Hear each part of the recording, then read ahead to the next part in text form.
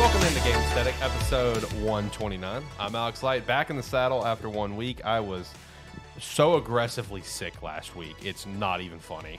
Shout out to both the boys for holding it down. Don't have one of the boys here right now. I think he's on his way. Only one of the boys shows up. And it's John. How you doing, John? Oh, I'm tired. Me too. I'm not built for staying up late anymore. Oh, I've been doing it for about 3 days now, and because I've just took some time off. Yeah. And I'm not built for it. Right. I'm like 3 days in and I'm exhausted. Yeah, I feel you. Anytime I take time off, you know, your body, you just naturally like stay up later because you don't have to work. But like at the same time, you feel so exhausted. You're just like, I'm just not used to this anymore. Yeah. Like I'm not built It's for like this. I used to do this shit all the time. Yeah. It's like, I tell people work, I'm like, bitch, I used to not even think about going to bed before like 11:30, midnight or something. Now I'm like, shit, it's a late night. Yeah, I know. I feel you. Zach, I think, like I said, he's probably on his way. He's probably listening to us right now live over at youtube.com/Sparky3 while coming here, I believe. So we do have a few things to chat about here today with Star Wars Jedi Survivor. I picked it up and I put a few hours into it. Gonna chat about that, and then Xbox, Activision, Blizzard, with that deal and how it's seemingly in the shitstorm right now. Whenever Zach does arrive, Omega Strikers has officially come out. It's a game we chat about once upon a time. So he's going to want to chat about that. Legend of Zelda Tears of the Kingdom early previews are out. We got some other news to chat about as well. I think, John, you have a tangent or something? You have a little tidbit to throw in with Star Wars as well? Oh, yeah. Yeah, there's a lot. There's a little bit to dive in there. It's just, it's just fun little sides that you see depending on where you're reading it from or what you look at. Yeah, exactly. But if you could, first and foremost, definitely go check out some Rogue Energy. They did reveal their new flavor. Did you pick it up? Are you going to? I haven't picked it up. I bought a tub today. It's called Tiger's Blood. It's strawberry, watermelon, coconut, I think is what it was. Yeah, That sounds like a flavor I'm going to really enjoy. I'm wary of it because that's going to live and die by the coconut. Yeah, see, I'm cool with it. I like the coconut, but I can see where someone's going to be like, the coconut part, you know? Yeah, that's where I kind of look at it. I'm like, it sounded great until the coconut hit. Yeah, until the coconut hit, yeah. So yeah, go pick up some Tiger's Blood, give it a shot. I also went ahead and got some Black Cherry Lemonade cans again because those are just so damn good. Yep, I've still got some. Yeah, use the referral link down below. Use promo code Spark3. Show some support there. Join the Discord. Check out Agent Ink and buy a jersey. We'd appreciate all of that extra support to the fullest extent. Let me go ahead and start turning things down a little bit. I am glad to be back here on the show because I cannot tell you how sick I was last week. I was literally bedridden. I don't think I've been bedridden sick in a very long time. Oh my God.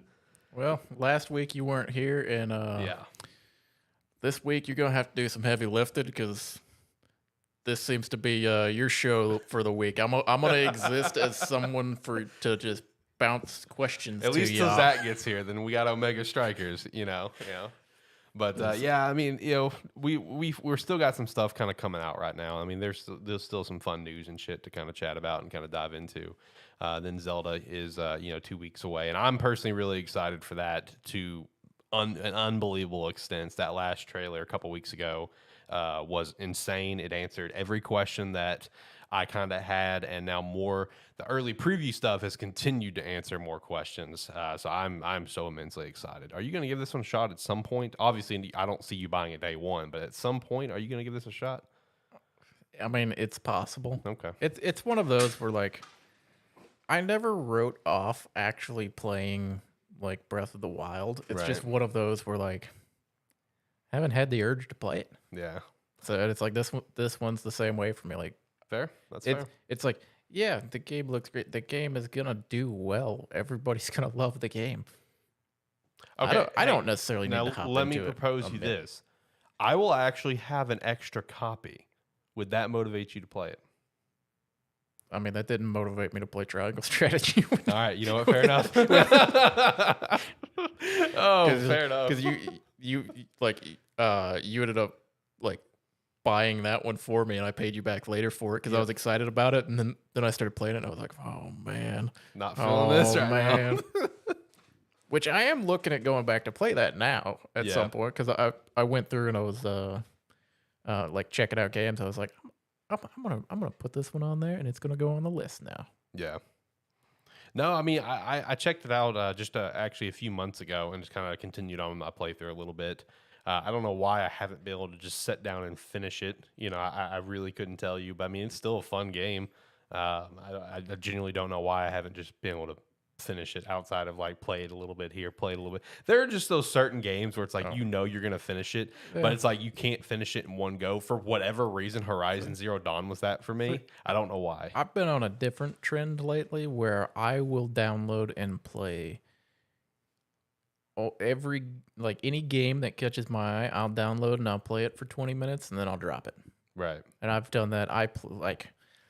Last week I played like NHL 2K23. Tried to play that game.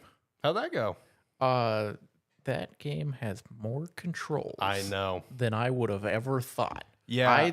I started playing it and I didn't know what I was doing, so I was like, I'll just look at the controls page real quick. That'll clear it up. Yep. I opened it up. There's like 47 different combinations for any way imaginable that you could think to do something. Yeah, so I'm a hockey fan from afar. Like I have a team that I support. I love the sport too. Like I love the idea of the support, of the sport, but I've never like been able to really sit down and watch the game.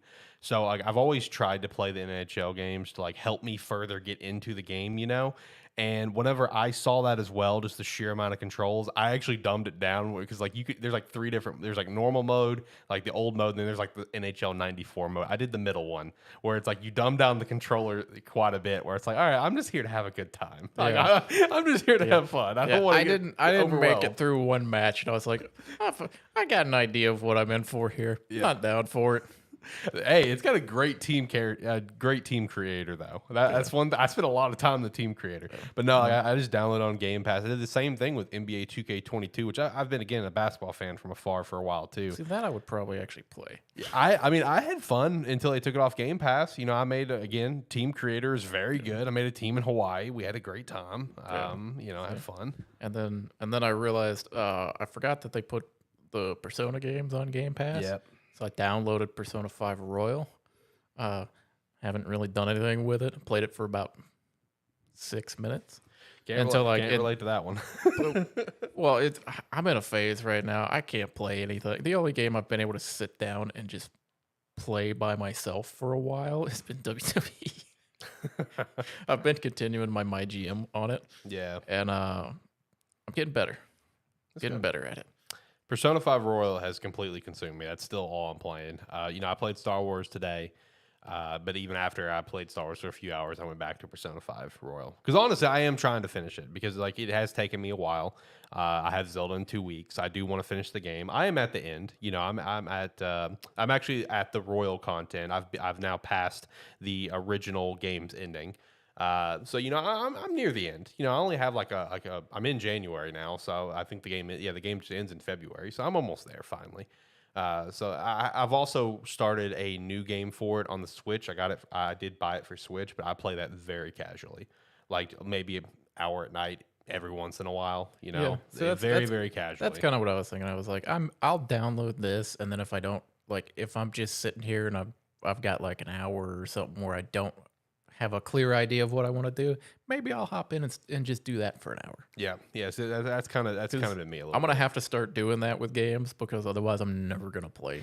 Yeah. Some of these games because I just flip through like Game Pass or something. And I'm like, oh yeah, I'd like to try that, or I'd like to do this or something like that, and I just don't ever play any of them. Yeah, that game, The Last Case of Benedict Fox came out, and I've been meaning to download that and try it out. But again, Persona 5 Royal, it's just consumed me.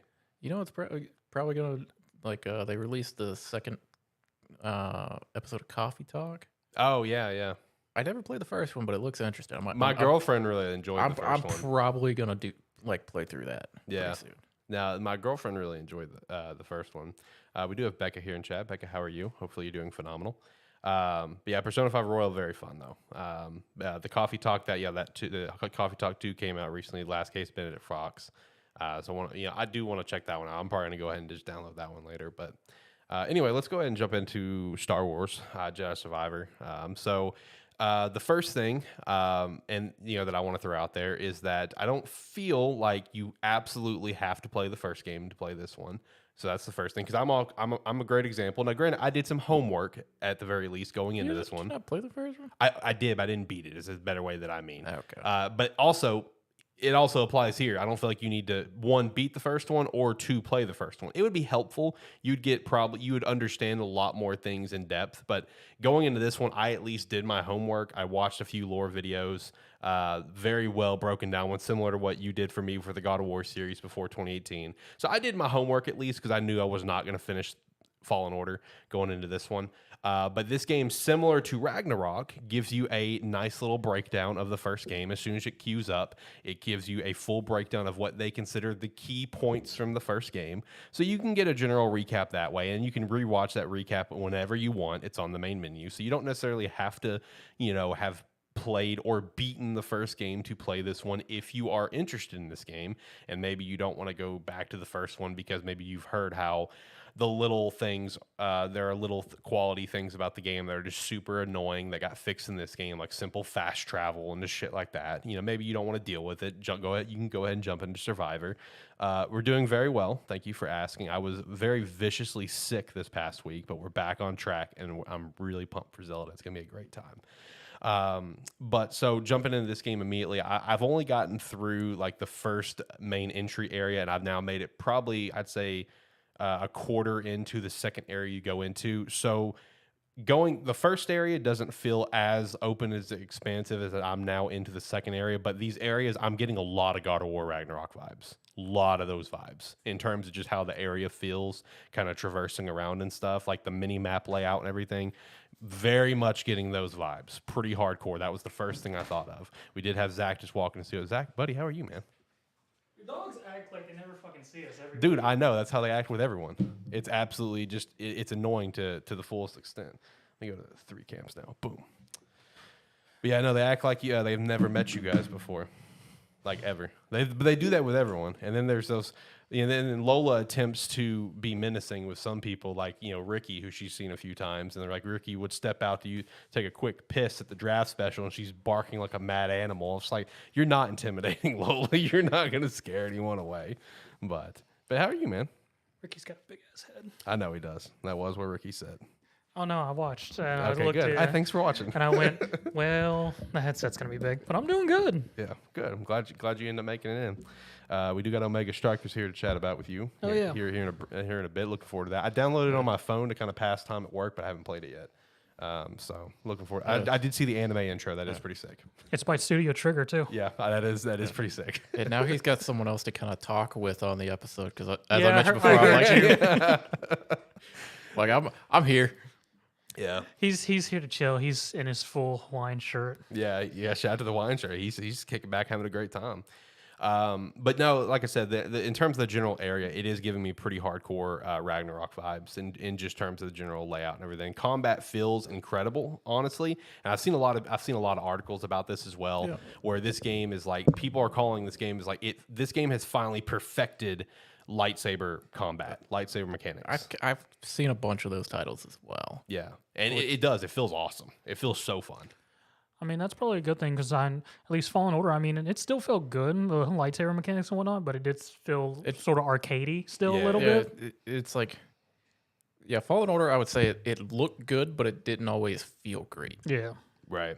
Yeah, no, this one feels good. Like so far, I've only got 3 stances: single saber, dual saber, and then the double blade. So that's the only because it gives you all very very quickly. Yeah, that's what I've seen is that for this game, it's just literally goes like, yeah, no, you did all the stuff in Fallen Order. Yep. Yeah, you still got all that stuff. Yo, that's one thing that I actually loved because like that's one I was kind of concerned about that going into this game is like, okay, are we just gonna have to hit the reset button on everything? No, it's like single saber for 15 minutes and then you get double-sided saber, and then still in the first mission you get the dual saber in the boss fight that you do with the ninth sister.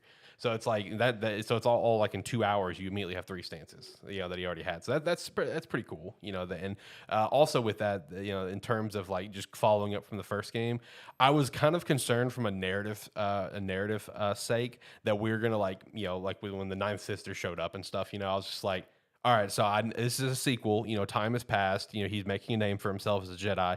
Am I about to get my shit absolutely wrecked? Because that's like that's just kind of killing the narrative that you're building up for this character. That he's really made a name for himself and fighting against the Empire and everything. No, thankfully not. Thankfully you take care of business in the first mission. I'm like, okay, good. You are actually a capable character at this exact moment, and you don't just get tossed around. That's nice. But no, in terms of just general gameplay, it all feels great. I haven't unlocked like any blaster mechanics yet because I do believe that's something that is going to be in this game. If I remember correctly, I haven't got to that point yet. Still unlocking Force stuff under all the skill trees and everything. But in terms of general gameplay, for me, it's been very fluid. Now let's look on the other side of things.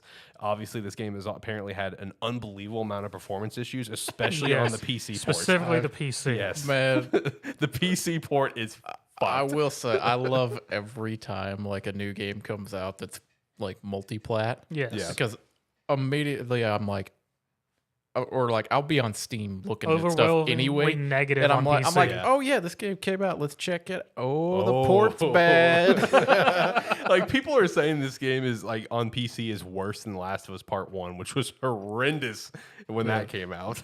But yeah, it's like one of my favorite things when a highly anticipated game comes out. I'm like, and I see that overwhelmingly negative with like 8,000 reviews or something. I'm like, time to go digging. Yeah. And it's all just because the port's bad. Yeah, it's just terrible performance, stuff like that. I've seen a few people say that them playing on Xbox, they've been seeing some pretty massive framing issues as well. Me playing on PS5, I haven't seen it personally, unless I'm just missing it. I don't know, man. That's what Twitter said too. Because Yeah. I saw IGN's tweet about the PC performance reviews, and like the first 3 comments like PS5, it's great. Yeah, I mean, I'm having an awesome time, bro. The DualSense, the little quality of life stuff with the DualSense is fun. Say, they do weird I mean, stuff. I enjoy it. They do weird stuff with it, like they tried to do with God of War. Yeah, basically. Yep, 100%. Because all I can think of like with God of War was just the fact that nothing weird happened until like the end of the game, where suddenly it's just like move your controller yeah, around yeah, and start swiping on the pad. Yeah, the one and only time they used it. That's that.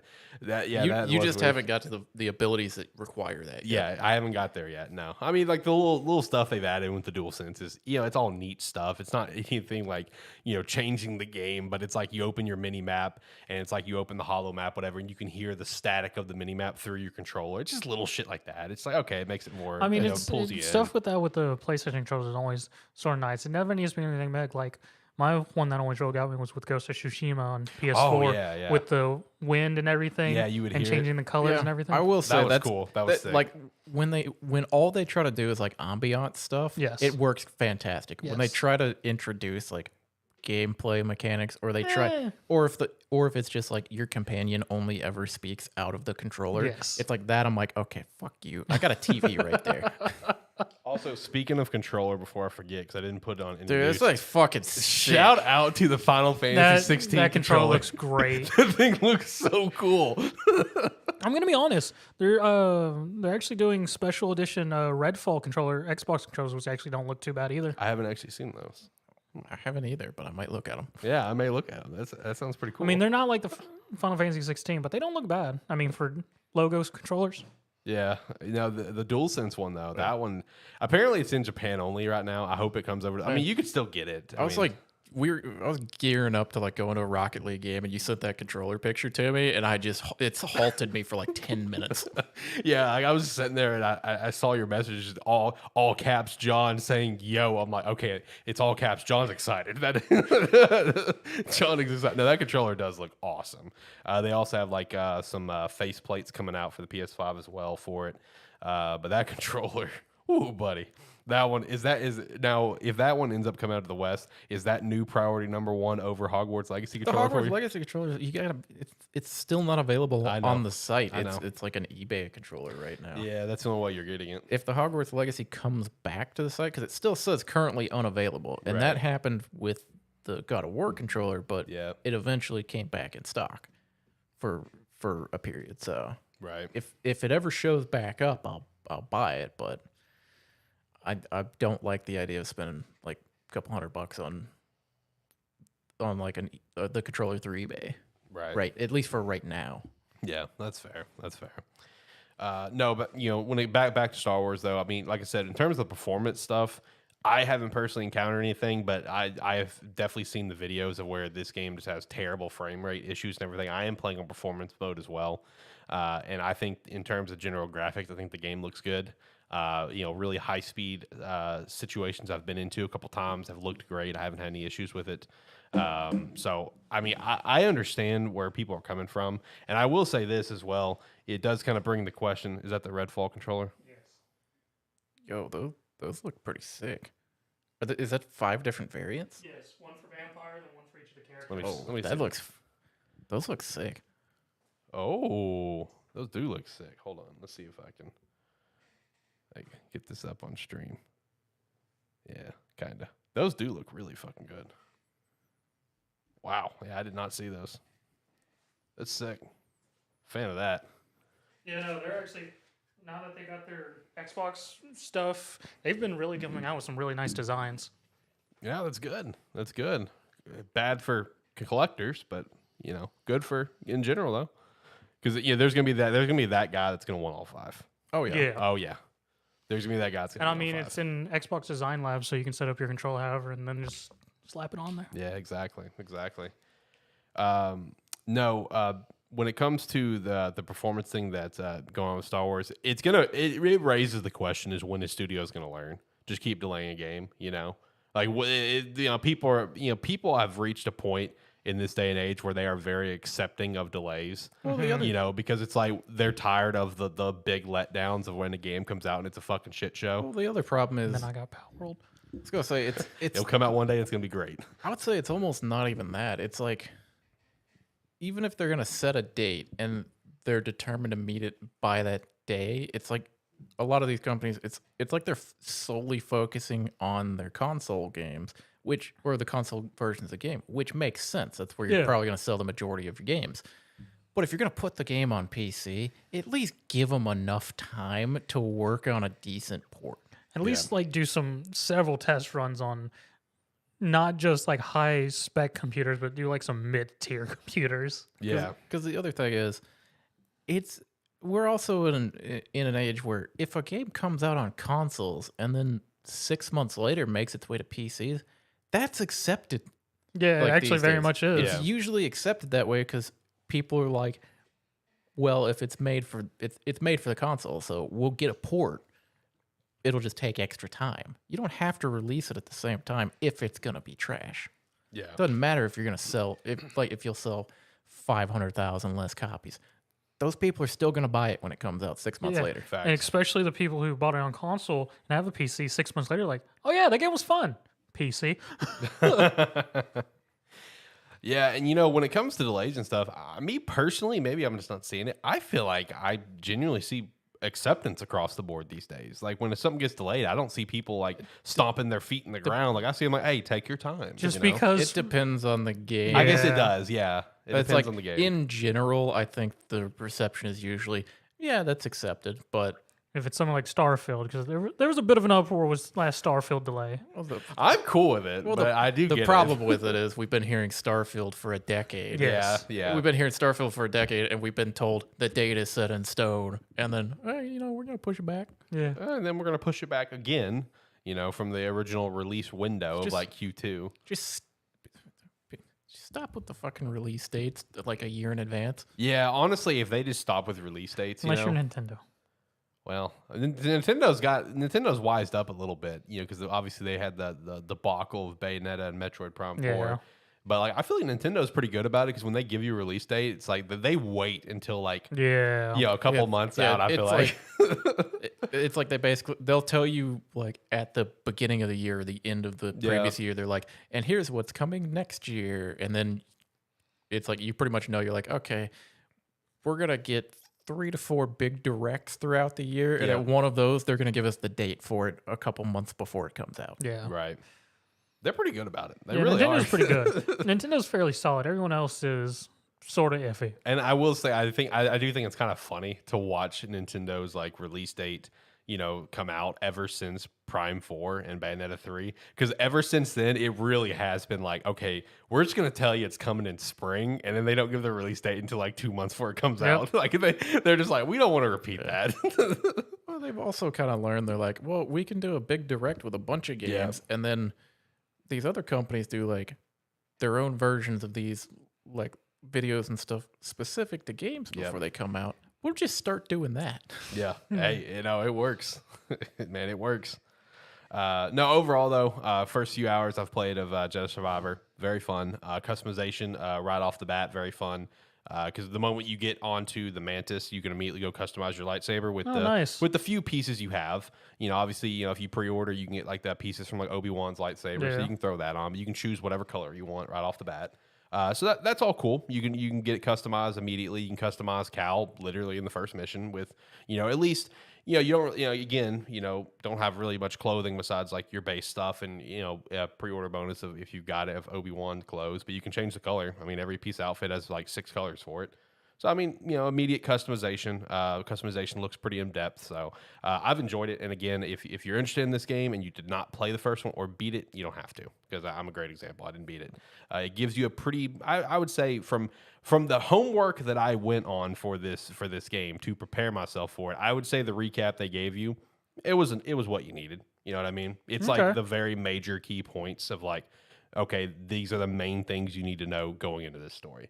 At least from everything I know, because I watched one lore video, which is mostly those key points and a few extras, and I watched a really in-depth one where it talked about a lot of side quests. So I did my homework going into this, and I feel like the little video they show at the beginning of the game, I feel like it's enough personally. So anyway, let's hop over. Let's touch on the Xbox thing here. We'll touch on that. That was a hell of an announcement when I saw that. I know, man. Yeah, I know. It was like 6 o'clock in the morning, and I woke up and was kind of scrolling on Twitter, and it's just like multiple posts from 10 minutes ago. It's like, UK CMA has blocked the Activision, Blizzard purchase. I'm like, oh shit, this is getting real. This is happening. See, I saw that, and I immediately went, really? I was like, They got through the other one, and this person walking up was like, "All right, our turn." Yeah, basically, everyone else is approving it, and all of a sudden, here's UKCMA.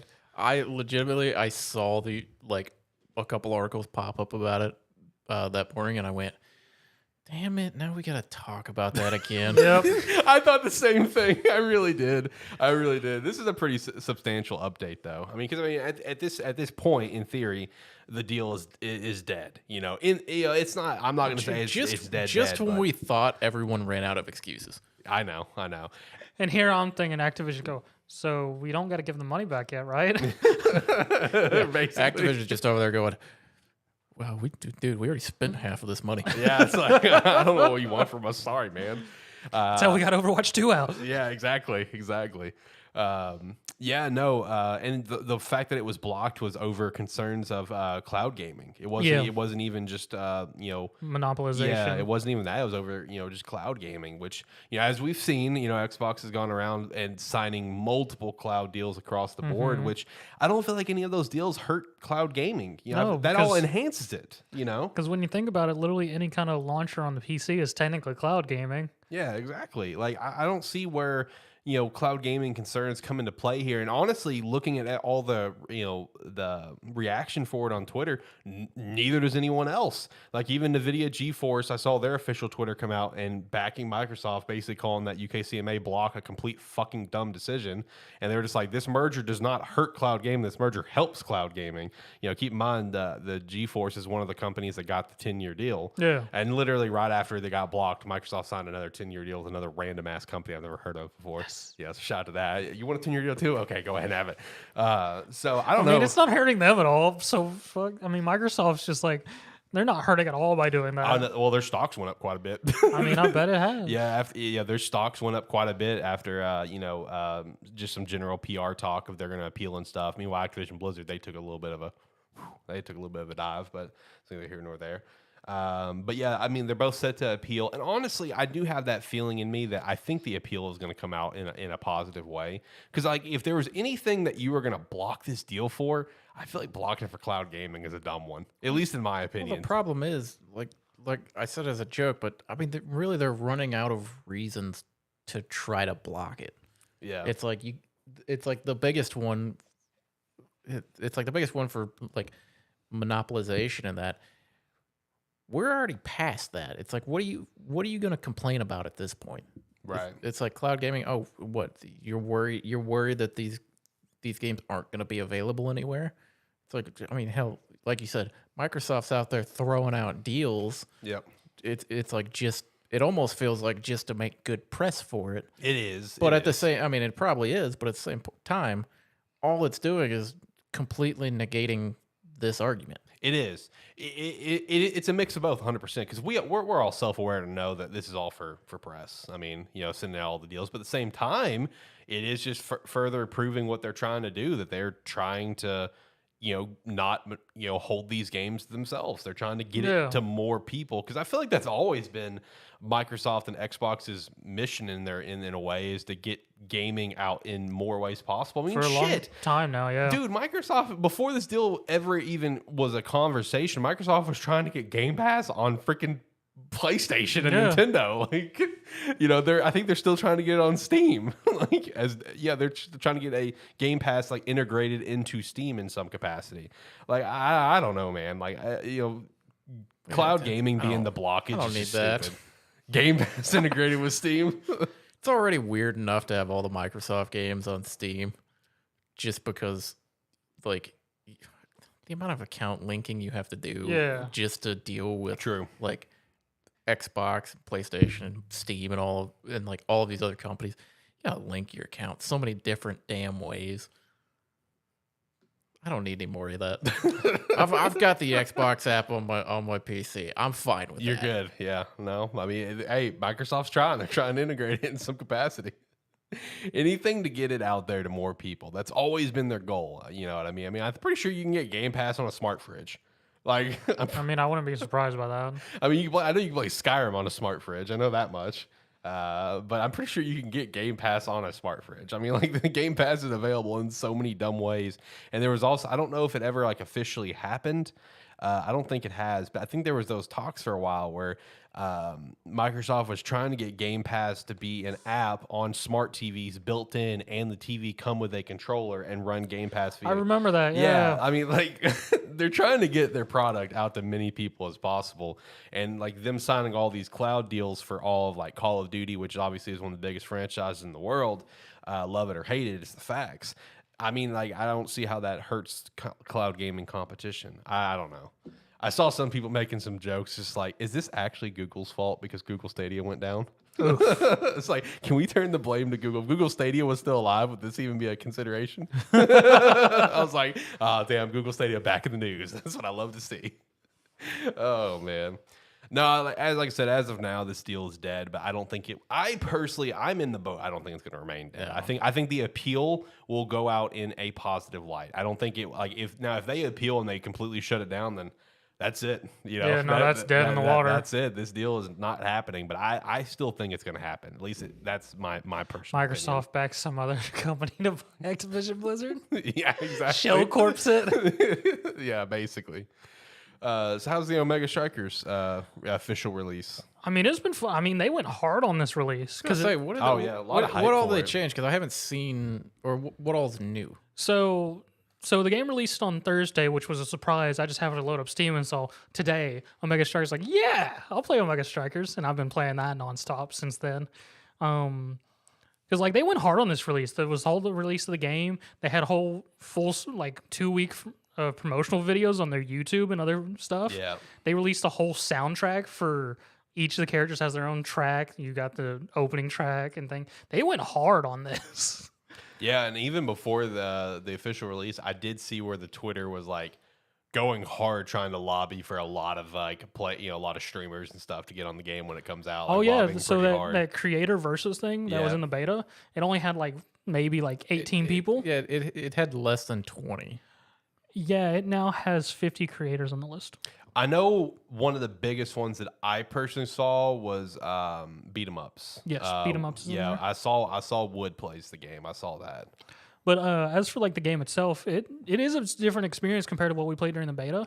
One thing I really liked, there was no account wipes, so everything. That was gonna be my next question. Okay. So everything we got on the beta, we got to keep. So you still got your Atlas champion, and I forgot that I never hit gold. I was like one match away, and I never played it, so I never got my Atlas champion, which sort of makes me mad. I got the skin for the character that he plays. Yeah. Along with the official release, they did release 2 new characters, Zintaro and Ramus. One is a close quarter striker. The other one's a midfield controller. Yeah, he's. I mean, I'm a. When we were playing, I was a big fan of like, kind of like the midfield characters or the Yes. characters that could kind of manipulate.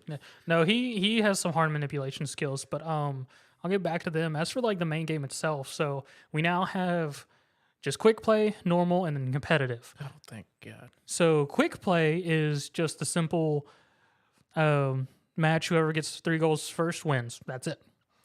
Now for normal is what's going to be competitive. And here's the thing that started really changing. So when you load in, it's still character select, but there's a bit of a difference now. So you remember for each of the characters, we had those like 3 skill trait things we could pick. Yeah. Each character was restricted to Yeah. certain columns and 1 freebie. Yeah. They've completely done away with that. So now we have awakening abilities. So so it's still all those traits, but they're now called awakening abilities in a pool. Whenever you start the game, it pulls 2 from that pool, and everyone gets to choose one of the 2 to go into it. Then you get a gear, which there's 4 different gears, 4 sets for goalie, 4 sets for striker, which each do different things. And then you go into the game like that. Every 3v3, everyone has 1 awaken ability, 1 gear. All right? And it's now done in sets of 5. So it's a best 3 out of 5 set. 3 goals, you win the set. There is no overtime of where you have to have 2 goals ahead now. Okay, because it was pretty bad. That shit got wild If fast. it was 2 very skilled teams, it took a while. But now it's just whoever gets 3 goals first wins the set, carries on to the next set. So it gives plenty of time because I've been playing regularly. Even if you're like down, you can do a reverse sweep if you suddenly get back and whatnot, and gives plenty of time to counteract and things like that versus the original, which was just 5 goals done. The other thing with it is in between sets, it actually does sort of a reset, goes into a draft for new awakening abilities. So it pulls 8 new awakened abilities out of the pool, and based on how everyone's performance during that set, it chooses who gets to pick what. There's 7 awakened abilities which only one person can get, and there's an 8th one that everyone can get if they want. But once somebody chooses one of the other 7, it's locked from everyone else. So it really adds a bit of pickup game in versatility of just how well people know their characters and what they can do with them. Just seeing, and I feel like versus the trait thing from the beta, it allows more versatility to play characters. Yeah, because with the way the traits were set up in previously, it's like certain characters, it's like you would only ever see them run like the same type of trait. It was basically, here's your generic. If you don't know what to pick, this is solid for any character that you could possibly play. Yes. And then here's the optimum way for you to play. Yeah. So this allows very much a more, how well do you know your character? Because if you see an awakened ability, which would be good, like one of your characters, John Juno, you like to play, her big sets were doing the things that made the blobs bigger. Okay, so it's like blobs become bigger, and yes, blobs become bigger or stick around longer. Or yes, like those are still amongst in the Awakenings now. But if like you're playing Juno and you see that, which it's called Timeless Creation now in Monumentalist, if you see that, but there's a Dubu who did better that round and picks it for you, now have to go, oh shit, now what I do, and have to try and figure out. And one thing I do like is, based on the character you're playing, it does give a little warning symbol on awakening traits that's just like, hey, this does nothing for you, just stay away from this one. Yeah, I will say I kind of like the that you mentioned those traits, because man, there was something annoying about like people just picking up like bruisers or something like that, and then just basically at the beginning of the match just coming over and like popping you instantly. where it's like, okay, well, that's just, I took my eyes off for a second and I'm dead. Yeah, they can still do that, but they either have to wait till one of the further sets, or they have to be very good at the beginning. Yeah, it's one of those where it's like you're not going to be punished immediately early on for it. Yes. Whereas previously, you could be punished every round without fail. Yes. Yep. So that's one of the first big changes for anyone who played during the beta, is just the actual traits have been changed to awakening abilities now, and it's done one at the beginning of the match and then in between sets. Okay, so when you play the set, are you getting additional awakening abilities throughout after each set? Okay, so it adds to it. It's not replacing what you correct. Got. Okay, that's what I was wondering. Yes. Yeah. No, it just adds on to your build. Okay, so yeah, by the end of the set, you're kind of like at what you would have been in the beta, kind of. Yes. Okay. But now it could actually be bigger, because if you actually go all 5 sets versus in the beta, you can only have 3. With how this is set up, if you actually go all 5 sets, you end up with like 6 awakenings by the end of it. Okay. So some characters can get very big. Yeah, I was gonna say you could be real strong. Yeah, because like I did a 5 set as Dubu, and I was doing amazing as goalie, so I got usually second or third or fourth pick, because in the drafting it does try and keep it, for the most part, one person in between, so that one team's just not all the first 3 picks and just picks it all. Yeah. So it does try and keep some balance in there by doing that. But no, I played Doob when I was doing well, and I was gotten like 100, no, not 100, but like 80 plus size. So he's fucking gigantic by the end of it. It's the other sort of thing which has changed is the maps themselves and how the goal works. Oh, thank God. Some of those maps were horrible. Yeah. So now we have, as far as I've seen, we have 4 maps. We have a Night Market, Amy's Play. I think it's called Amy's Play. I can't remember. Atlas's Lab, and Oni something. Oni is just the base map. It's just a reskin. But the thing that's really nice now is so Oni is the base map. It's just a wide open map with 2 bumpers on the side of your goal. Atlas's Lab has a giant vortex in the center of the map, where if the puck gets caught into it, it will change its direction, as well as if people hit the center of it, it blows up and fucks up anyone who's around it. Nice. Amy's Playground has a pit has an edge pit in the center of it. So if people aren't paying attention in the center, they can be knocked out without being on the sides. And then the night market has a blocker in the middle with a little speed buff that respawns every couple seconds that anyone can grab, or the puck can hit to speed it up. Okay. So each one has their own little versatilities, but the main big change with the goals, because in the beta, the goals, they just sort of opened. We had no real control of it. They opened at some point, and it was sort of on a RNG, and sometimes they were just open. Now how it is, the little side bumpers that were on the maps, those are now actually more important. You actually have to hit those to make them disappear, and that opens your opponent's goal. Okay. Yeah, instead of having those bars that were just kind of there, and then it's like sometimes if they're just completely closed, and other times it's like, well, we're kind of hope they're paying, our goalie's paying attention. Yeah. So now there's a little bit more strategy in how you have to go about getting the goal open, because you have to hit those first to get the goal open, and the goalies have a bit more to do of just like, oh, I'm just going to be in the way. And now if you can prolong it by like, I'm going to guard this and y'all can't even open our goal. So it adds a little bit more control on how to actually get to the goal. So it's not just sort of just random passing until it opens. Yep. As well as a little bit more strategy on defense of going like, if you like on Oni stretch, you got the two side ones. You could just forgo one of them and just completely defend the other one if you really want to. Yeah. And then versus like Amy's playground, it's just a single bar. But the thing with it is once it hits, it gives you like a couple seconds where it does an animation before it opens up. So you could do sort of a reverse of knocking it over to the other field before it completely disappears. Mm-hmm. Things like that. So it adds a bit more versatility on that far and control of how to actually get goals, things like that. As for the new characters, as I said, Zentarro's a close range striker who has a high emphasis on dealing damage to stagger people and has quite a bit of mobility. He has a dash, a cone, a repetitive cone strike, and then his ultimate is he more or less just takes over an area, slashes everything in it, and knocks everyone away at the end of it as his ultimate. Versus Ramus, he has to put it simply for John and any league players, he's Thresh. Okay. All right, I got it. He has a sickle and chain, and yep. His primary skill, he just does a straight. At the end of it, it does more damage and knockback. His secondary gives him a speed buff, which if you cast it again, he does a AoE attack around him. And then his ultimate, he just throws the anchor and either disrupts a enemy striker by slightly moving him out of place and stunning him, or he can hit the puck and it just brings it to him.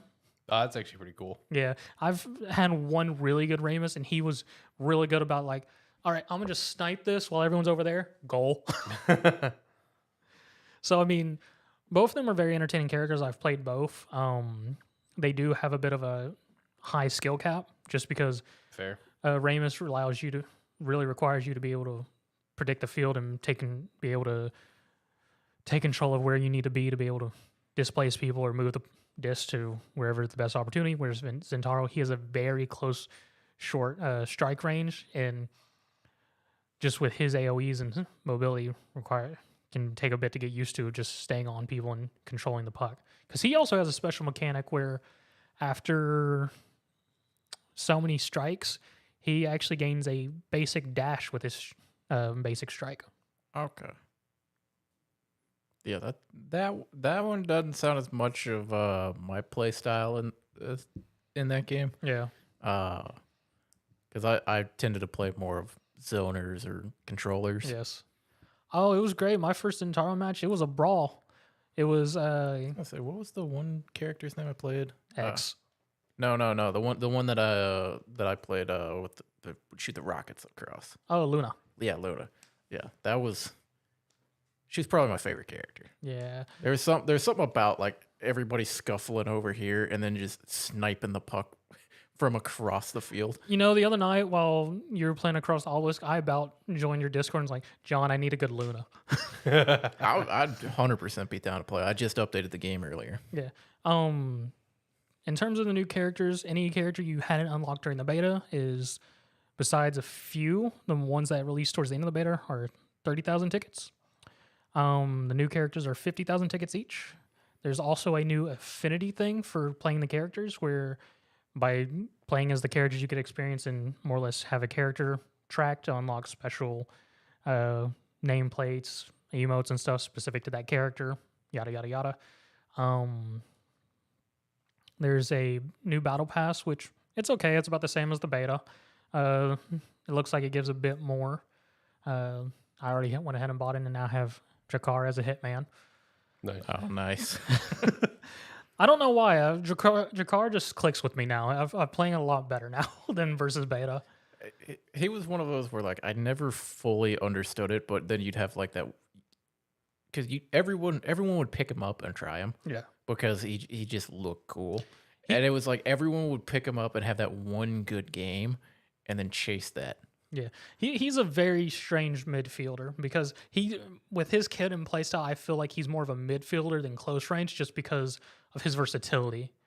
And just being able, just if in the middle of a crowd, he can just hit this invisible and disappear and be like, all right, I'll go there. Why is he there? Dude, that was every good Drakkar player like in the beta because I'd be like focusing on what's going on over here, and then all of a sudden I'm dead. It's just shotgun. I'm dead, and I don't know how many times it's just like I don't even know how you got over here that fast. Yeah. And besides that, they have added a bunch of new cosmetics and whatnot with the release, and they actually went very hard on the cosmetics. Ooh. So like, there's several skin cosmetics for characters, and there's ones that are 900 real money currency, and then those that are 1,300. The 900, all the skins have at least give new visual effects for all their skills and whatnot. That's good. Like Dubu has a skin, which I forgot that Omega Strikers was around for Halloween, so he has a Halloween skin. His skin's called Dubu. It's him with a sheet over his head. Yeah. Makes sense. And Dubu. like his visual effects, his log becomes just a giant wrap piece of candy, like a Smartie or something. Oh, nice. And then his ultimate, instead of being tofu bowls, it's pumpkins. I love him. Okay. And then like Era, the witch girl, I picked up one of her skins. It's her in a raincoat. Her little birds become rain clouds, and just all of her effects have like lightning bolts and like rain following it around. That'd be cool. And then a nice bonus effect with whenever the match is over, the MVP screen, instead of just doing how it did beforehand, I don't remember exactly what it is. It kind of just showed up, and whoever was the MVP would kind of be at the front dancing around. So now it actually goes through the winning team. It shows all three members, and at the end, it shows the MVP doing a pose. And each one of the more pricier skins actually have a special MVP pose and animation. And then they also have very good goal explosions now. Like, there's one that on the battle pass, which is just whenever you get a goal, it just summons a bunch of blobos that stay on the field for a moment. There's one that summons bamboo trees, and the one that's the cost most is called Obscura, and it's a piece of shit when it happens. Someone gets a goal, and a wave of like void just goes across the screen, and it just stays on the screen till the next round starts, just blacking everyone out. Very, very much in the theme of recent Rocket League Rocket Pass goal explosions. Is it? They've gotten very big into goal explosions. Like when it happens from the goal, out comes like whatever color the goal explosion is. It comes over and takes over the screen color and everything. And plus, with both of you, since we played all the beta, I didn't realize this. There was some sort of Twitter campaign at the time. They met it, so we got all the bonuses from that. Oh, nice. Cool. So we got a free Amy skin, so it puts the cat girl in a schoolgirl outfit, free credits, some emotes, all that stuff. I wonder if all the stuff that we got from like the beta, I wonder if it's cross progression. Like if you wanted to play it on mobile or Switch or whatever. I know the game is cross play. I know that much. I can only assume if you link your account. Yeah, I would assume there's a way to link it because when I downloaded the mobile one and I went to go turn it on, like it immediately wanted me to sign into like my Google account, which all right, fair enough. But I didn't sign into it right away because I was like, let me get it back on the PC first, and let me sign back into that and get it updated. I'm assuming there's a way to link your Steam to it in some capacity. So I just didn't dive into it or anything. You'll play some Omega Strikers tonight? That's what I'm going to do after I leave here. I'll be down. I mean, shit. I could take a little break from across the obelisk. I've been playing it for like 3 days. Meanwhile, I'm still trying to finish Oh, Persona 5. the real fun thing with it is now if you, I didn't notice it before I unlocked both the new characters, but now I've noticed it. If you really don't know who you want to play, there's a random button now. Ooh. That's nice, especially That's spicy. especially since you don't have to. Because I was bad about only setting up like the talent pages for like the 2 characters I really enjoyed playing. Yeah. So it's like it was always the thing of like, I don't know who I'm gonna play, and then just looking at the screen and going, this game, and then going, fuck, what are their talents? Yeah, that sort of does help with how the new awakening abilities worked, and because I saw that the other day when I was playing in lobby, I was like, oh golly, I was like, does that say random? Yeah, which is fun because there's only a couple characters in that game that of all the ones that I played, that I just did not vibe with. That's fair. But so random would be fun. I was about to say, I mean, I've played all the characters. The only one that I really couldn't get down for whatever reason was X. X and Airy, I think, were my 2 bad ones. Or my 2 worst ones. I can picture all the characters in my head, but I can't put the names with faces.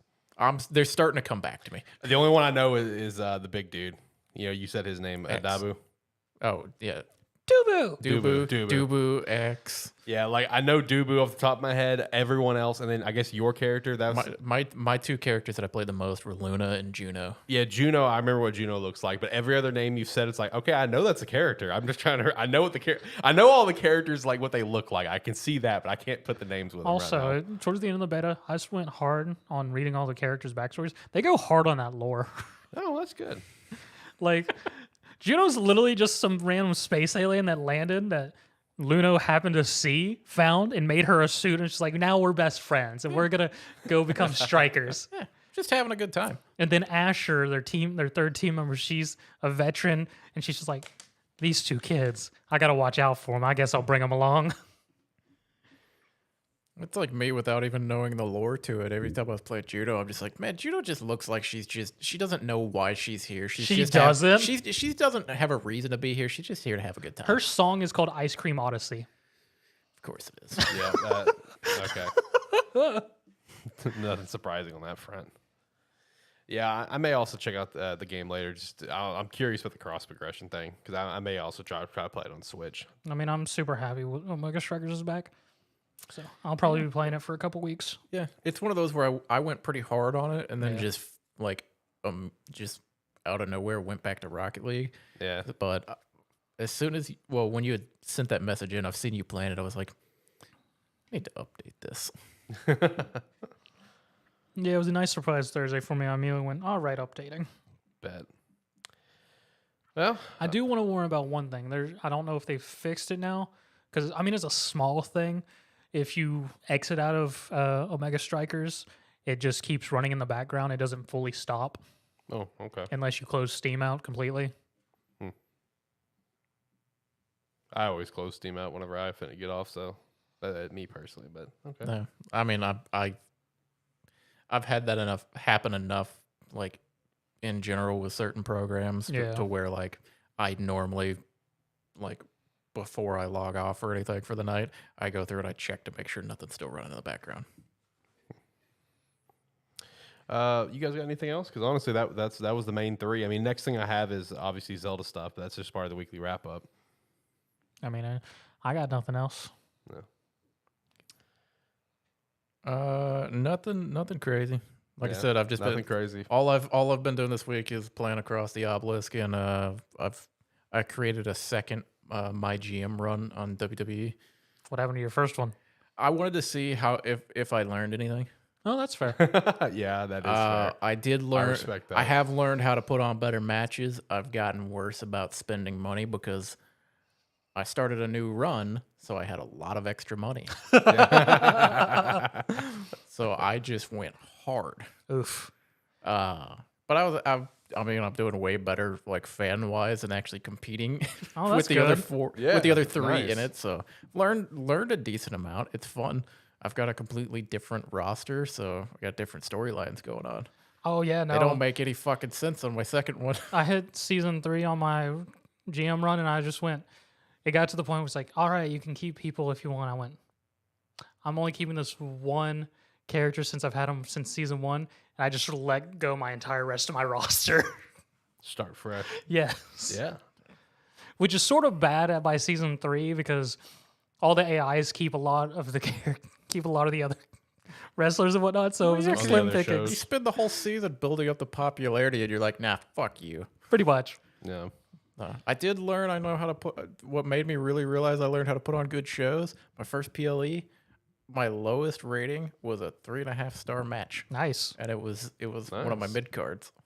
See, that's the thing that I've come to understand. I just, even if it's like a normal match, if I got a good rivalry and good match, you'll get like a high star rating for no real apparent reason versus like some big match with a lot of extra things for it. I'm just like, what the fuck? Because sometimes when I'm running that GM, I set up my match cards and go, that one actually might do better.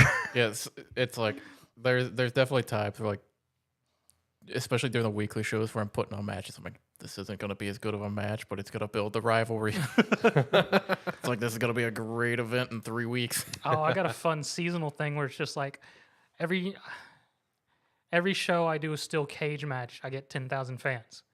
Every week Love a good steel cage match. Every week I don't do a steel cage match, I lose 5,000 fans. I was like, all right, we're going steel cage every week. Love steel cages, bro. Steel cage matches are the best. Did you ever figure out how to do the war games? I'm going to assume that's in universe because Okay. I still haven't come across it in GM. Gotcha.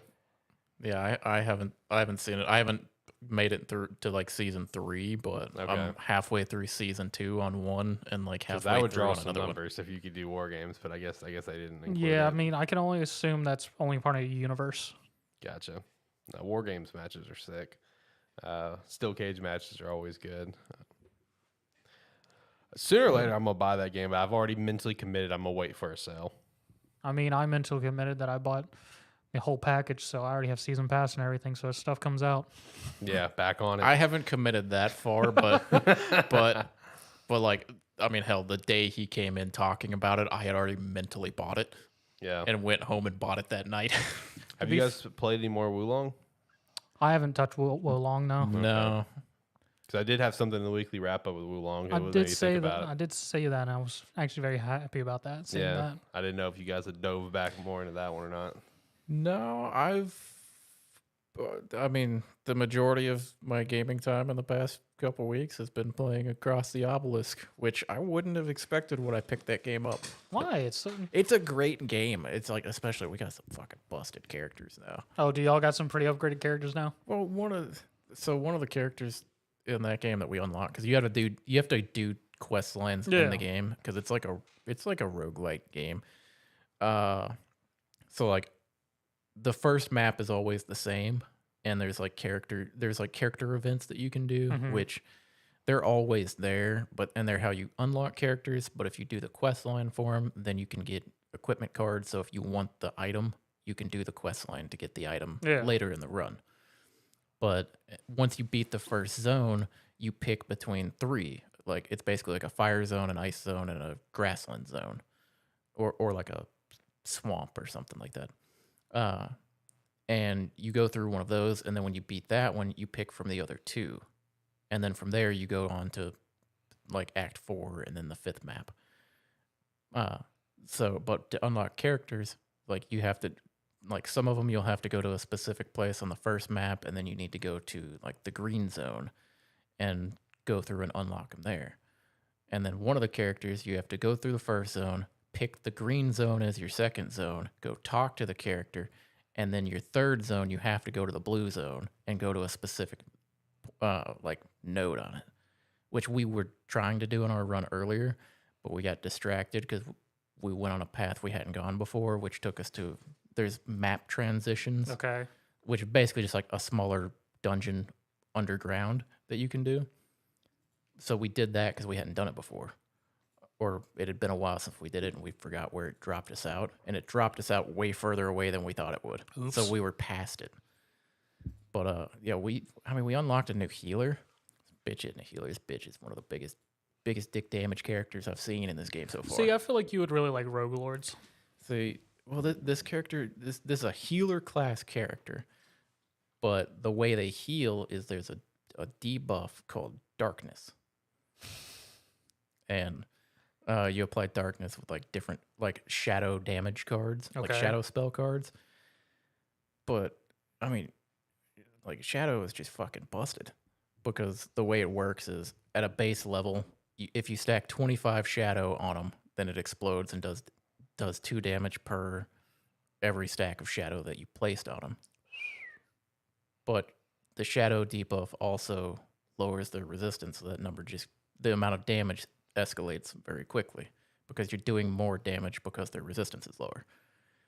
But so it's like, and by the time you get to the end of a run, I've got it where I play 1 card, and on the card it says I have like plus, like when I place a buff, like a darkness buff, I'm actually placing 12 on top of what everything else is. So it's like it's like you just sit there and you just combo people out constantly. So the health is always at full.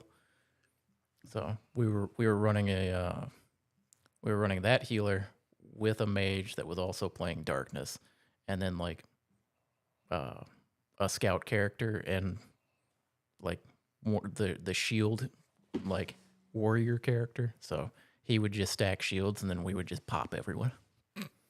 All right. By far the easiest run we've had. Sounds like it. Yeah, that does sound like it.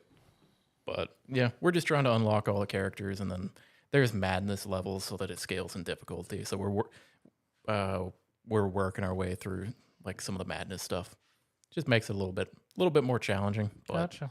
But as we learn more of the game, like we can progress through it both by knowledge of it and better or knowing more about how our characters actually work. All right. Nice. Before we start the weekly wrap up and threw out there, Naraka just started season 8, so Yeah, I fucking saw it. I almost downloaded it. I'm not gonna play it with Zach. I almost downloaded it because I kept seeing it and I was like, "Fucking hell, am I really gonna do this?" Yes, do it. it's on Game Pass. It's free. Play it with Zach. Come on, John. Dude, the amount of Game Pass games I download and try to play is incredible. True. That's the beauty of Game Pass, man. It gets you to try more games. I've already pre-downloaded Redfall. Yeah, That comes out Tuesday. Yeah, that does come out this upcoming Tuesday. Okay, so you'll be chatting about that next week then. Depends on whether I stop at Mega Strikers, but yes. Okay. I have a very unbelievably busy week ahead with work, so I'll see if I can get to it because I really do have a legitimately busy week ahead with work. So if I've got time, I'll get to Redfall's it. on Game Pass? Yeah. I'll probably give it a shot. I mean, you can pre-download it. Yeah. I'll go ahead and get it pre-downloaded because I did want to play it, but I may not be able to play it till. This isn't one that I'm excited for, but it's one of those. I'll give it a shot. Honestly, we got to win with Wo Long, man. Yeah, I may not be able to play it till like Saturday morning next week, but I'm gonna go ahead and get it downloaded and kind of get it going there. I mean, based on how it sounds, it sort of gives me early Borderlands vibes.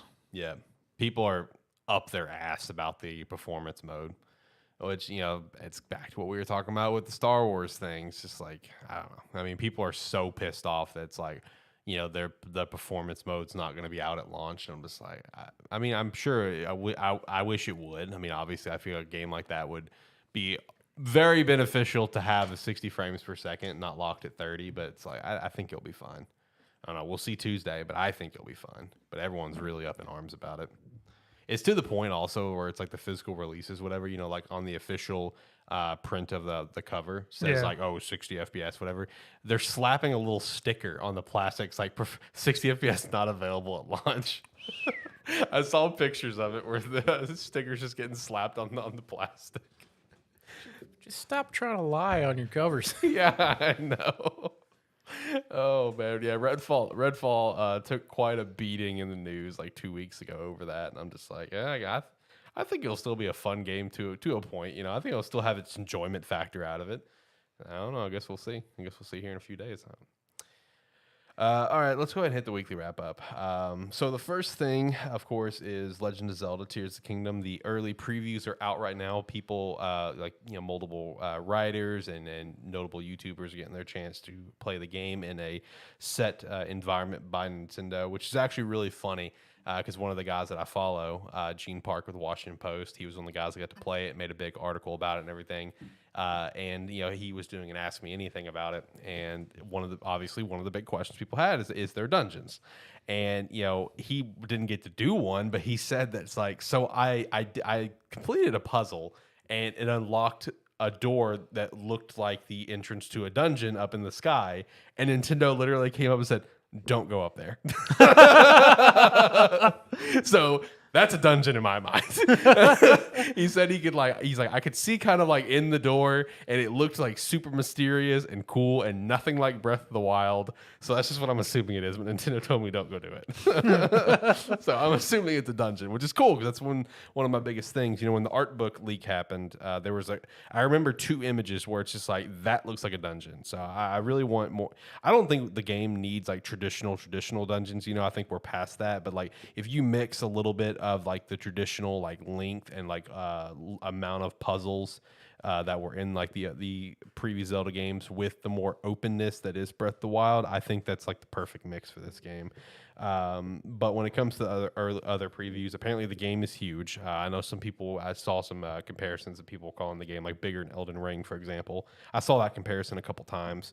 The game runs apparently fine. Obviously, things further away, you'll see issues, which we saw in that 10-minute gameplay thing. Like as soon as he started playing that gameplay thing where he's going to show like the rewind ability to get up to the sky, like I watched like the box come from the sky, just like boop, boop, like 1 frame a second. It was terrible. So like stuff further away will be noticeable, I feel like, but in terms of just general gameplay performance, apparently it runs fine, which is great. The abilities is the massive draw, and it's also apparently a big learning curve. There is a lot of things going on, and the control, it's not easy to just jump in and play. Like you will have to like really learn how to play with all the different abilities they do have on hand for you. I did see a couple little images from the previews and stuff where it's like you can, it's like the creations that you make with the Ultra Hand ability, you can save them and recreate them on the spot later in a little, I guess, database or something. I did see that, and I was my from immediate Austin John. That's where I don't know. It. I just saw like a screenshot of something that said can save, and in my head I went, well, that's a saving grace at least, because otherwise people are going to make something. If they want to make it again, they're never going to do it. Oh no, not especially if they get super fancy with it. And so that is a big saving grace, is just the ability to quick save anything that you build, whether it be like weapons or like combining weapons or just like some structure you're driving or whatever. Apparently, like the flying the different things that you build is also a little weird, but you get used to it. It's all just like you get used to it stuff, just by simply playing the game. But everyone is saying what we probably kind of expected to happen out of this is that something very, very special is on the way. Is the TLDR that I've seen from every single article, every single early hands-on preview, is something very special is on the way here in a couple weeks. I'm so pumped up for it. I am taking off a 3-day weekend for it. Which God, with this past week that I have coming up with work, I'm looking forward to it. So I'm very excited to get my hands on this game. The Switch that I ordered will actually be here tomorrow. The special edition Switch. Oh, nice. Yeah, it will be here tomorrow. I got the I'm not notification happy for with it. how good that Switch looks. Not happy with it. It does look really sick. I'm looking forward to getting it tomorrow. I'm really excited for it. And then I'll get my collector's edition at some point. I don't know when. I think it'll be like 4 or 5 days after release. But either way, Tears of the Kingdom, very, very excited for it right now. The next thing, we did get the official release date for Armored Core 6. Yeah, I was very hyped when that came out. Yeah, August 25th. I love how, once again, in any piece of news that comes out of this game, every single time they have to come up and say, this plays different from a Souls game. Every time. I don't see why they have to do that, but okay. Because like these people that don't know what Armored Core is, they just see FromSoft and they're automatically assuming it's going to be a Souls game. So every time any piece of news comes out, FromSoft has to specify it's not like a Souls game. Just everyone, please know that. I mean, I guess it's a good thing that a company like that has to be like, has to acknowledge, it's like, we know that we're so good at this that you just assume everything we're going to do is this. They're a company that's very self-aware, which is nice. It's like, we know what we do. This isn't it. Yes. But yeah, there is going to be multiple story endings. New paths open on subsequent playthroughs. So each time you play through the game, more paths can potentially open up. So that's pretty cool. Assault boost ability, instantly switch between long range and melee. Long range examples is like bazookas, Gatling guns, split missiles, plasma rifles, and more. Melee is like cluster bomb thrower, chainsaw, plus blade lances, and more. Stagger meter confirmed. Movement speed between AC3 and AC5, which rich variety of bosses and other mechs. Focus on customization and custom paint jobs. So just a nice little.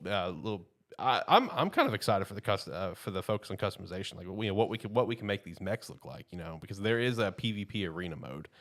So it'd be kind of cool just to kind of flex on how your mech's looking. But I've never played an Armored Core game, but I do have Armored Core 6 on my radar. I haven't looked into this at all. I've known of the franchise, but I've never played it. I haven't looked into it at all, but it sounds interesting. I might actually look into it. I think I played Armored Core 2 one time back in Florida.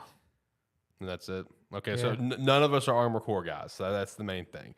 Armored Core 6, whenever the big news came out that this was happening, I mean, I still stand by like my narrative behind that like I've known of Armored Core, and I've known that it's got its like cult following fan base and stuff. With FromSoft being the developer, this is Armored Core's chance to really be a very, very successful franchise. Oh, easily. Because like the name FromSoft on that box alone is gonna move copies. Like people that have like new players. You think on the plastic they're gonna have it say this is not a Souls game? They should. just write it right underneath the title. Zach, that's the tagline of the game. Not a Souls game. Of course, not a Souls game. I mean, that's what they need to have. So I seriously, every time I see that, I just chuckle. Every time new, little bits of news come out, the very first line, not a Souls game. I would not be surprised if when the game loads up, you get your logos and it's like, warning, this is not a Souls game. Please. You know what would be even better? If you loaded it up and it's like main menus comes up and it's like Armored Core 6. This is a Souls game. Oh, the ultimate plot twist. That would be a hell of a twist. I really do hope, since they are like self-aware of what they do, I really do hope that when you start up the game, there's like something in somewhere. This is not a Souls game. I really do hope that it's included. I know it won't, but that would be amazing. Anyway, next thing up is the Xenoblade Chronicles 3 Future Redeemed DLC did release this past week, and it does appear to be closing off the Xenoblade story, which made a lot of people happy online, not only just because of like how the Xenoblade story's been across the board, but because like the creator of the Xeno series in general finally got to finish a story. Yes. Because it's Xenosaga and Xenogear, right? Those are the other ones? And there's one other one. None of them got finished like you wanted to. They all got canned before you could finish the story. So like, when I saw that the Future Redeemed came out, there was like just an overwhelming celebration across Twitter and social media, even from people that don't play Xenoblade, where it's just like, I'm glad this guy finally got to finish a story. Yeah, because on his terms. Every story he's written is very good. Like the Xenosaga games, the whole story that expands all three games are very interesting and compelling, and just sort of sucks where it ended. Xenogears, I haven't actually played. I have it, but it's sitting there. Yeah. And at some point, I guess if I want to complete the Xenos, I gotta buy Chronicles at some point. Yeah. So basically, from how this story went, this story then went from Chronicles 1, the DLCs, and up to this one. Like this story, without spoilers, I don't even know the spoilers. I don't know the story, obviously. This story is done. So this book is closed and it's on to a new book, whatever it is. So what's the next Xeno that he's gonna make? That's the question. Apparently, it's all Xenos. It's all Xeno. Yeah, every single one. So Gears, Saga, Blade. Yeah. So we'll have some new Xeno in a few years. Yep. Something, yeah. Yeah, whatever it's going to be. And then there was that one random spin-off, Xenoblade Chronicles X. Yeah. That's just dormantly trapped on the Wii U. It is what it is. Next little thing. This made me so happy to see. Mega Man Battle Network Legacy Collection sold over 1 million copies in less of a month of release. That is awesome. For some reason on Steam, it's split into two parts. Yep, it is. Yep, it can be split on two parts on there. Because that's how the other collection is too. Is it? Yeah, the X and the normal, it's split into two parts. For some reason on Steam, a lot of collections get split into multiple parts. Because I saw that the other day. I was like, why did you do that? But okay. Yeah. No, I was really pumped to see Did you ever pick this up? Yeah. Okay. Yeah. I picked it up day one. Got it on my Switch and everything.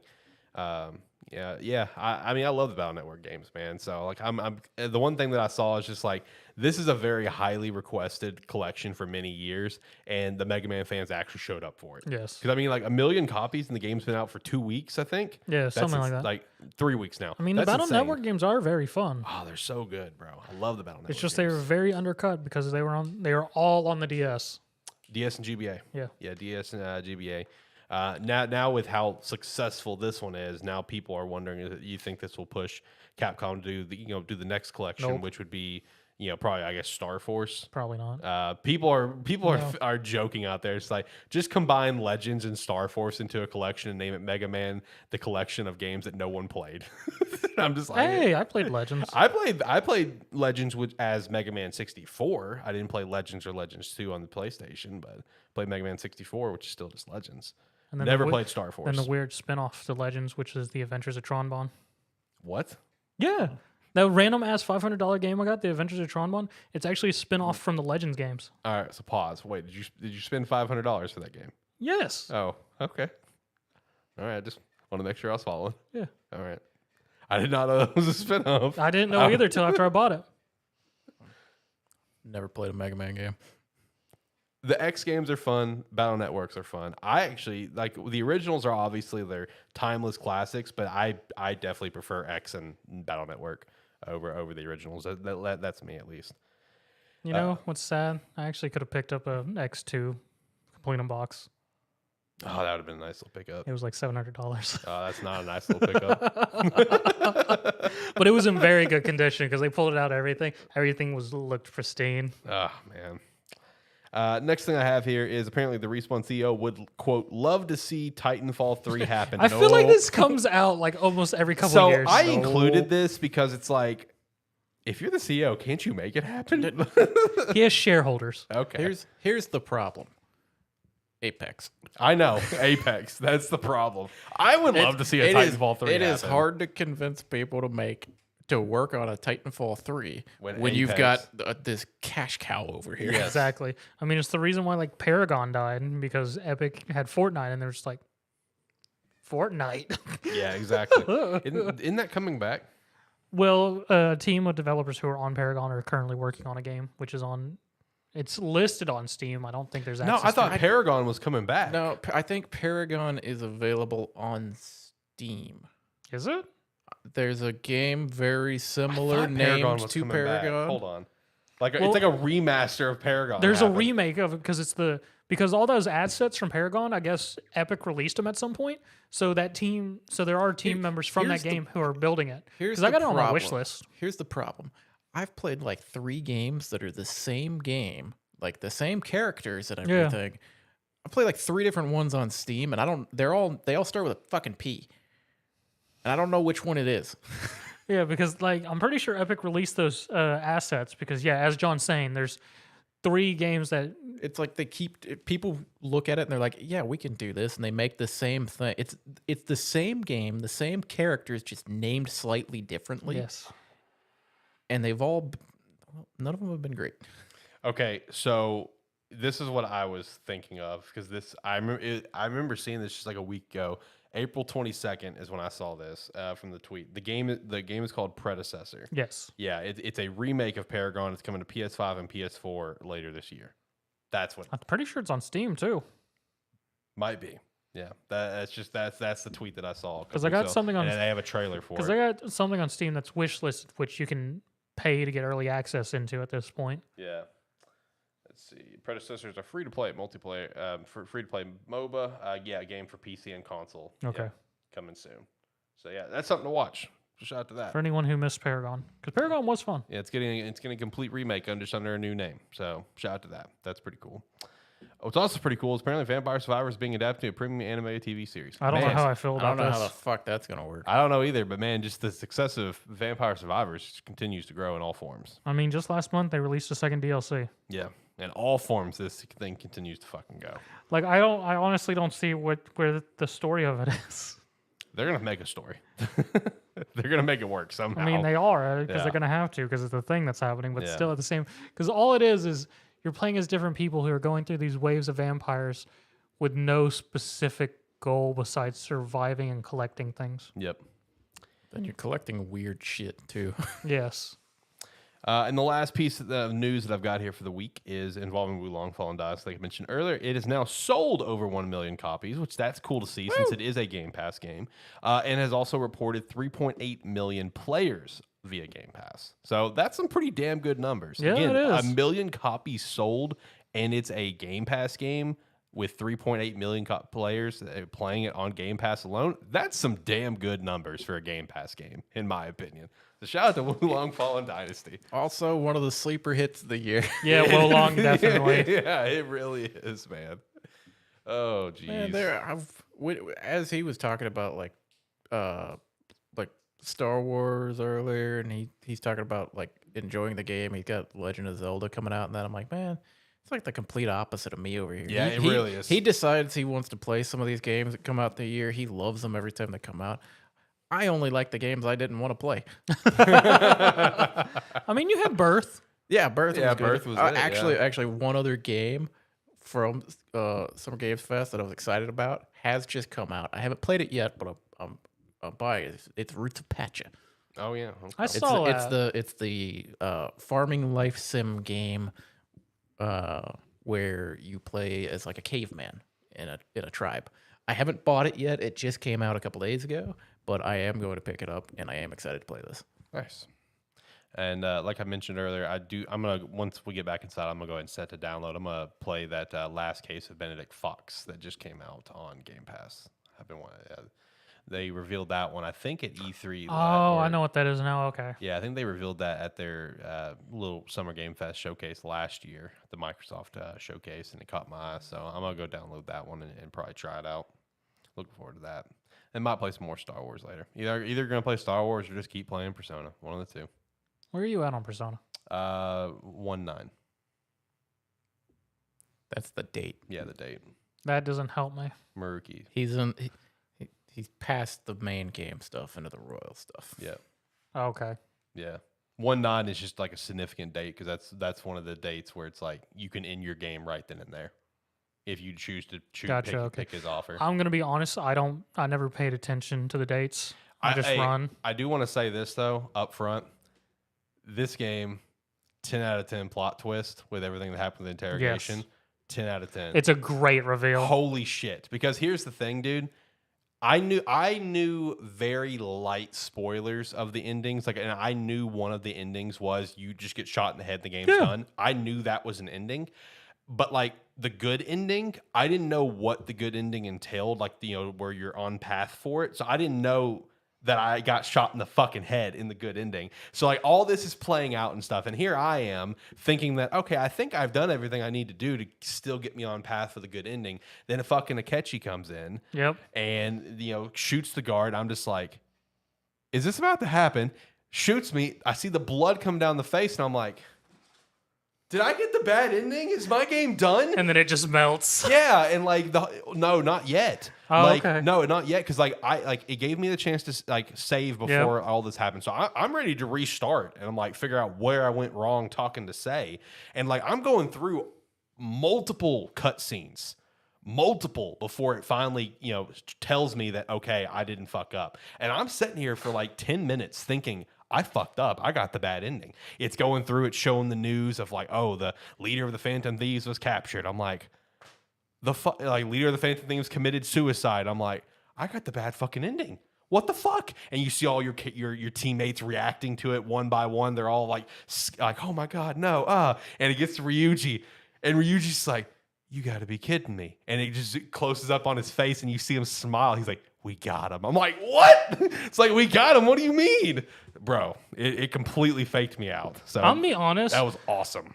So in all the Persona games, there's that segment of lines where you can fuck up and you get an immediate game over. Yep. I didn't realize Persona 5 had that for the longest time. I don't know if it was just because I was instilled. I've used to like 3 and 4 had it, and I just didn't realize it. And I just, for me, I was just like, what's the biggest lines I can say to be a prick? So I've never actually gotten that failure scene. I've gotten it several times in 3 and 4 because you can very easily fuck both of those up. I've never gotten in 5 in any of my playthroughs just because, and for the longest time, I really didn't even know you could fuck that one up. I was just like, how can I just be a prick to say? Right. I'm telling you, man, 10 out of 10 plot twist. Because and it was funny. I went back and I wanted to rewatch, and I went to just a random video, and I'm reading the comments. Everyone thought the same way. I'm reading the comments like, bro, I really thought I got the bad ending until Ryuji said we got him. I'm like, bro, me too. Oh, dude. Yeah, I did not at any point. It was just running through it, everything. And I was just like, oh, cool. It was part of the plan all along. Yeah. And because the entire time back in my mind, I was just like, when it all happened, I was just like, couldn't they just do it? And then when it did the reveal, I was like, oh, I was right. Yeah. But yeah, I'm almost done. Finally, I'm almost done. I'm getting there. Not much longer, and then I can move on to something else. I did start a second playthrough on the Switch, but I'm playing that very, very light. Just every once in a while I'll hop on, and I thought about this whenever you talked about starting your new GM mode just to see how much you've learned. I've learned so much throughout. So this new playthrough, it's going so much smoother. Did a new game plus? No, this is on the Switch is what I'm talking about. Oh, so okay. it's a completely new game, period. Gotcha. But it's just little things where it's like, just learning how to play the game. Yeah. It's like I'm getting through stuff so much quicker. So shout out to that. But no, I don't got anything else news-wise or anything. You guys got anything you want to shout out? I got nothing. No. All right, I will hit the music then, and we will get out of here.